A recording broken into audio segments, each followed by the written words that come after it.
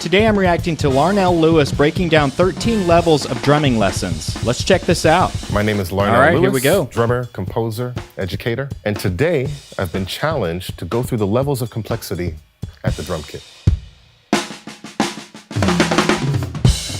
He's awesome. This instrument has existed for over 100 years. There have been tons of interpretations on it. Just for today, though, we're gonna hang out in my world, and we're gonna go through my interpretation of complexity on the drums. So level 1 is the bass drum.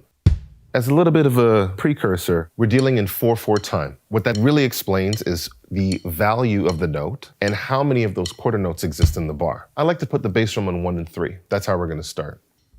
All right, so Larnell Lewis is very, very good. You need to go check him out. He plays in a band called Level Snarky 2, Puppy. we're gonna add the That is snare drum. amazing.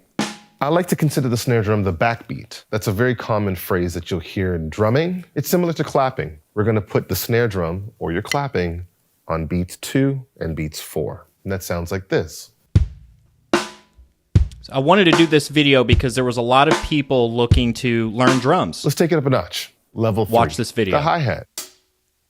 This is a really interesting kit piece, meaning one of the parts of the drum kit. And for the hi-hat, it's something that you can do consistently. We're gonna actually play the hi-hat on all 4 quarter notes. Now, let's put it all together.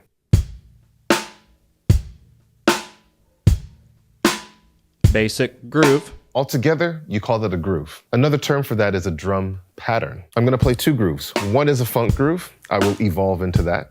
And the next one's a rock groove, which I will also evolve into.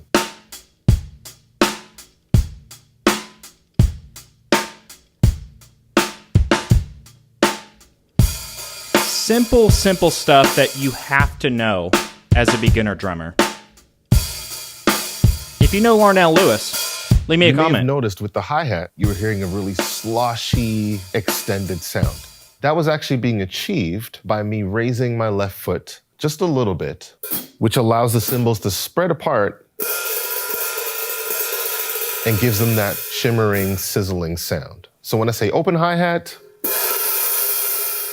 when I say closed hi-hat, all right. Beats that we've been hearing are these quarter notes, and I'm playing what are called additional eighth notes, but I'm accenting those as well. In funk, you'll probably hear more of a tighter hi-hat sound. With rock, however, you will hear more open hi-hat throughout the groove as your constant Very pattern. true. When you're dealing with funk, there's a term called on the one, which means you're putting the emphasis on that downbeat, which is with the bass drum. Rock also shares that, but it's a little more evenly spaced in terms of the energy that you're putting on all of those beats. So one emphasizes the downbeat, one smooths it out, and you have clear sailing from top to bottom. It might feel like it's a completely different style, but they're neighboring styles. And the complexity might just be in the way that you play them. But the patterns themselves aren't always more complex in one way than another. To help us lock in this groove a little bit more, we should add some music. This is a song of mine called Change Your Mind. It's a little bit faster. Get ready. Let's go for a ride.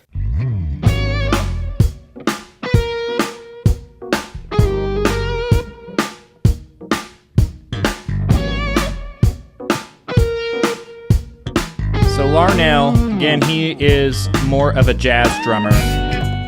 Let's move on. Level 5, rudiments. Good.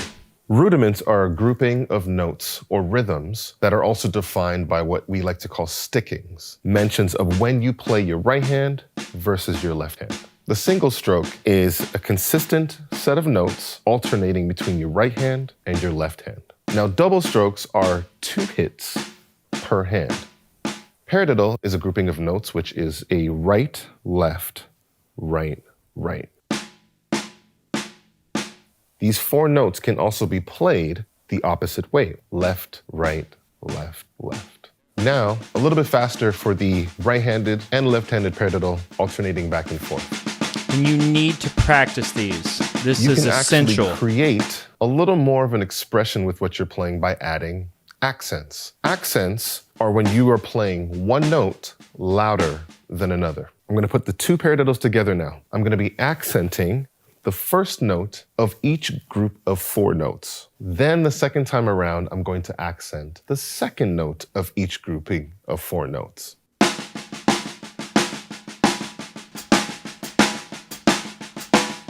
I just want to talk a little bit about the hi-hat bark, where we are lifting our foot up, hitting the hi-hat, and then closing our foot right back down again.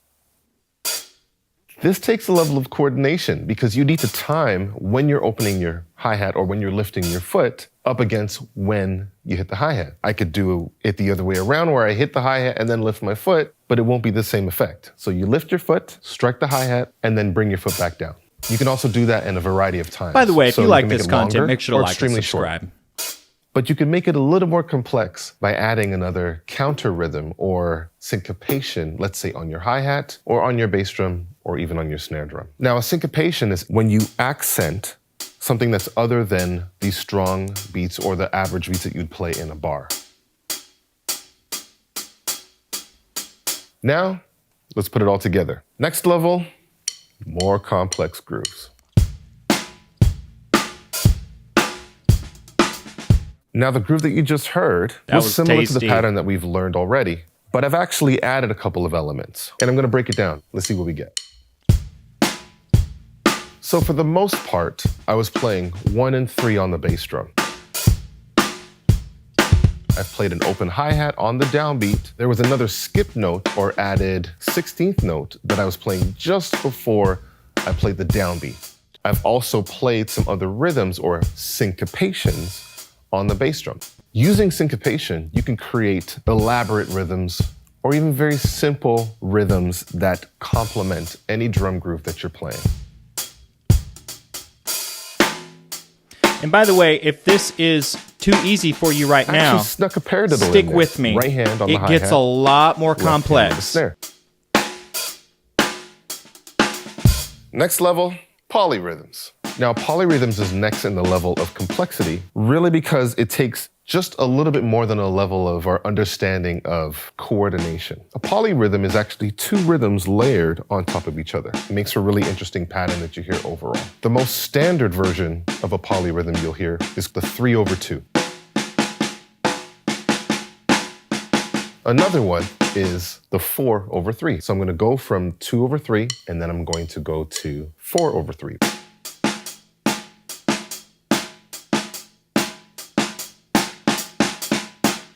I use these all of the time. They are great. A little more complex. This one is going to be 5/4.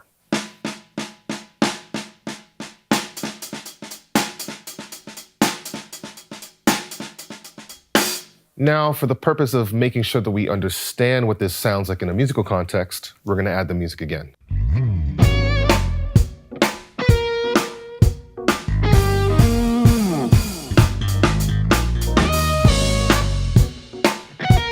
So simple, but so good.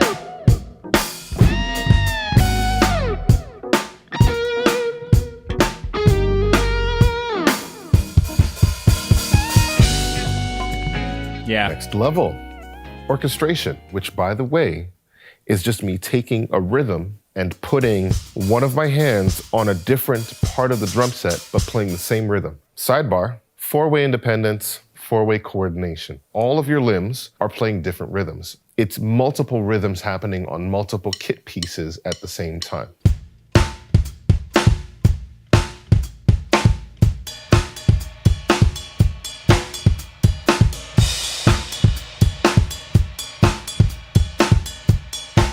Getting a little harder, huh? We've built a solid base through the rhythm, through rudiments, polyrhythms. You can take all of those levels and you could reorchestrate anything that we've done so far. If you remember our paradiddle from earlier, I'm going to play it on the snare drum, I'm going to take my right hand, and I'm going to continue with that concept, moving my right hand around to different parts of the drum kit. First tom, second tom, this other drum that I have here, which is a snare drum, my floor tom, and of course, we can't forget the rest of the kit, crash cymbals. I have another one that's a similar crash cymbal, has a bunch of holes in it, so if I play it very lightly, I get a really nice sizzle. This is called a splash. This is a trash former on top, and I have another splash underneath it as well. Here's another stack over here. The cymbal sandwich, 3 cymbals here. One on top is a 16-inch cymbal. The one all the way on the bottom is a 14-inch china. And in the middle is a really interesting looking cymbal that has a lot of little holes in it. Has a really nice, trashy, rattly sound, like this. And you can't forget the ride cymbal. Now, let's put this drum kit to good use. Paradiddle, reorchestrating, right hand moving around to the different kit pieces.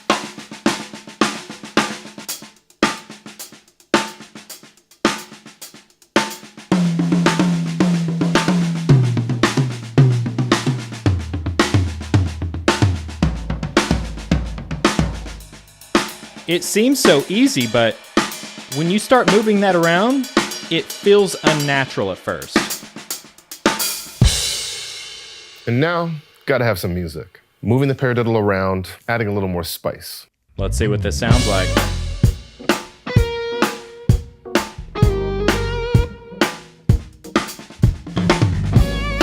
Ooh.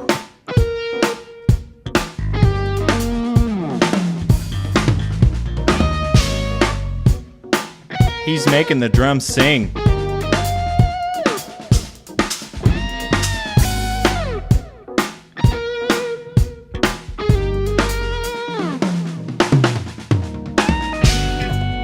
The beauty of orchestration is that it gives you a ton of options without needing to change too much rhythmically or with the rudiments that you're actually playing. It actually moves you right into the next level, which is drum fills.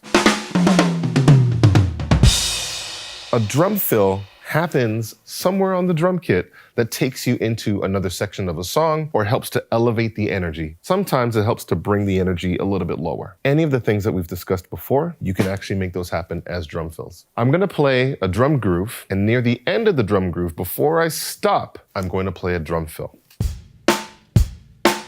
Also known as chops. Here's another example of that.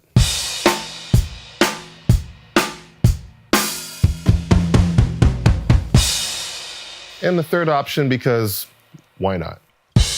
If you'd like to see more of this type of stuff, let me know.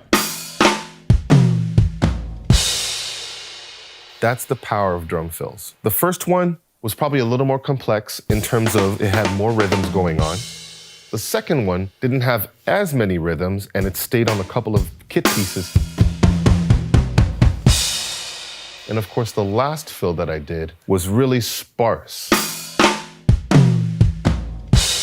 meaning there wasn't a lot of information, a lot of drumming happening, and it gave that sense of going down a gear or we were about to get a little bit slower. Now for something a little more advanced, a 30-second note drum fill.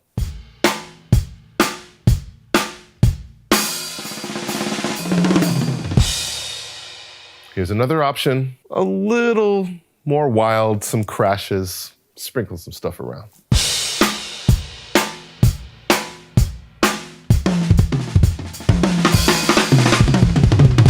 Wow. Moving on from drum fills, we have embellishments. Is it getting hard yet?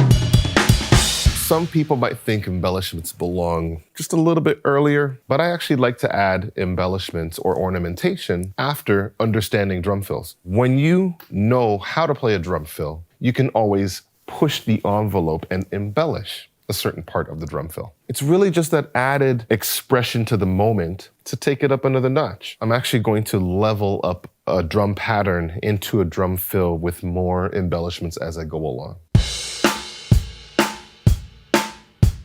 There was a lot of improvised information and playing happening. I started out with a main pattern, and the type of things that I did were to break up the monotonous flow.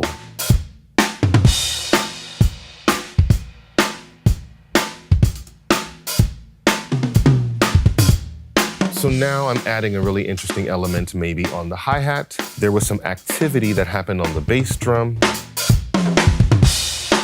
From there, I started adding some toms. He's making everything point, just sound you're getting so more energy, easy more and excitement. good. And I'm adding bits and pieces, adding cymbals, adding toms. It's getting even bigger to the point where you may not even recognize the original pattern, but now we are adding to the story. We're adding to the excitement and take you even higher and higher and higher until you get lost inside of all of it. Wow. I'm gonna try it again, but this time I'm gonna put a little more emphasis on some of the lower drums. I'm going to do what's called grounding the pattern in a different way by accenting rhythms that feel like they're connected to the stronger beats that we've been hearing, whether it's beat 1, 2, 3, or 4. Here we go. Let's see how good this is.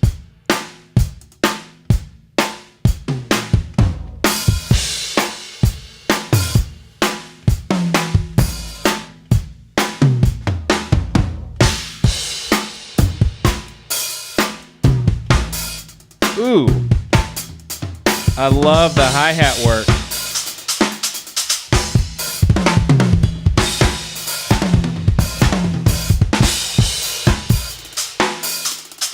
Is he your favorite drummer? Let me know.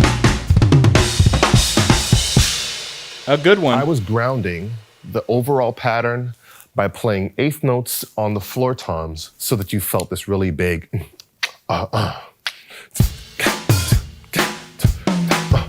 Having lower tones at that part of the beat was a really cool embellishment and helped to ground what you were hearing. Then anything I added, whether it was toms or hi-hat, these were all rhythms that took me towards these bigger embellishments. Eventually, I changed the bass drum pattern, so now the core drum pattern felt a little bit different, but it had the same spirit. Let's pull it all together. You got grooves, polyrhythms, four-way coordination, embellishments, orchestration.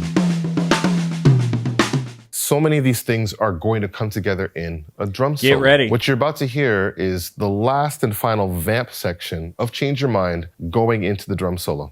This is about to blow your mind.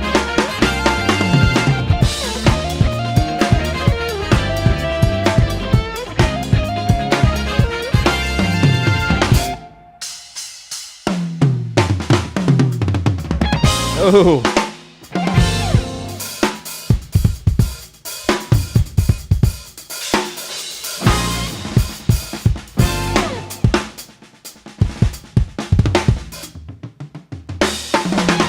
He didn't teach us that.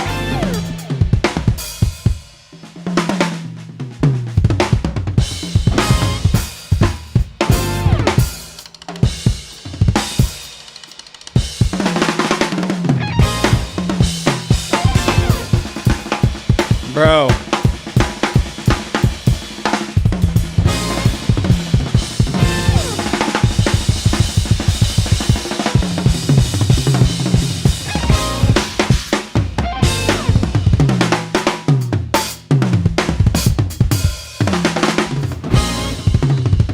Oh, man.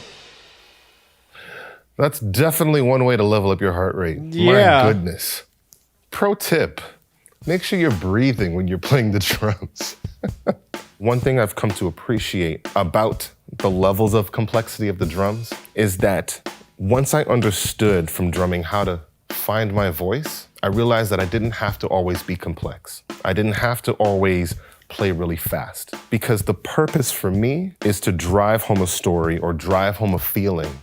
The art is in the way that you can hang left, right, or go straight through all of these levels of complexity.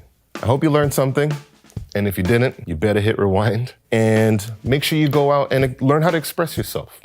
It's levels to this thing. Awesome stuff. Let me know your thoughts on this. Hopefully you learned something today. I'll leave the original link down in the description. Make sure to like and subscribe, and I'll see you on the next one.